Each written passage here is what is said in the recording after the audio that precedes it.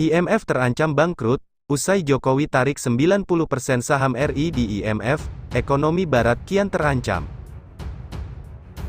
Masih jelas diingatan kita ketika Dana Moneter Internasional meminta pemerintah Indonesia secara lugas untuk menghentikan program unggulan dan proyek strategis internasional Presiden Joko Widodo. Presiden Joko Widodo memiliki sebuah ambisi yang sangat besar terkait ekosistem ekonomi dan industri di dalam negeri.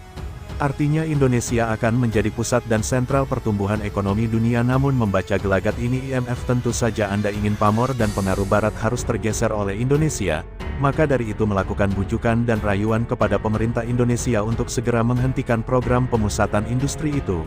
Namun nyatanya Presiden Joko Widodo lebih pintar, dengan tidak menggubris sedikitpun dari desakan IMF tersebut. Sebagian orang mungkin mengira Dana Moneter Internasional, International Monetary Fund (IMF), hanya lembaga pemberi utang untuk negara-negara yang tengah mengalami krisis. Hal ini bisa dimaklumi mengingat Indonesia sendiri pernah menjadi pasien IMF akibat krisis moneter 1998 silam. Namun, IMF bukan semata-mata lembaga pemberi pinjaman pada umumnya. Sebab sumber pendanaan yang dipakai IMF untuk memberikan utang ke sejumlah negara sejatinya berasal dari iuran, kuota, yang dibayarkan negara-negara anggota, termasuk Indonesia.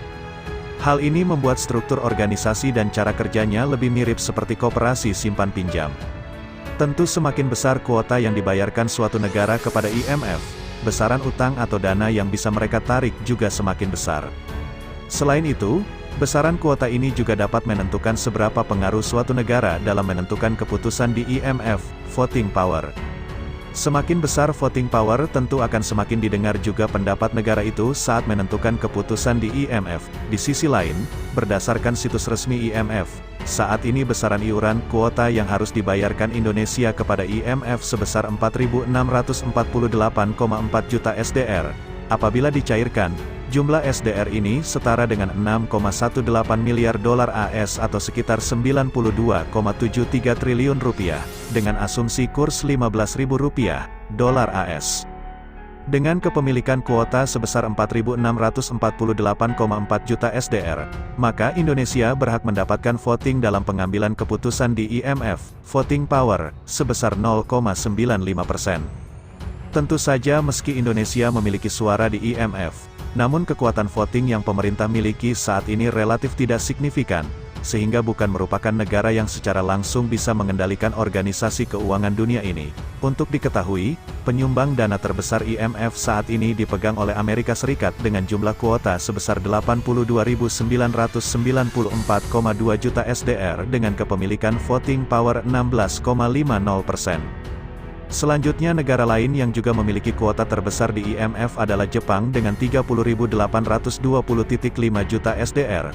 Berkat itu negeri Sakura ini memiliki voting power sebesar 6,14% di lembaga keuangan internasional ini. Kemudian disusul China dengan kuota sebesar 30.482,9 SDR dengan kepemilikan voting power pukul 6/8%.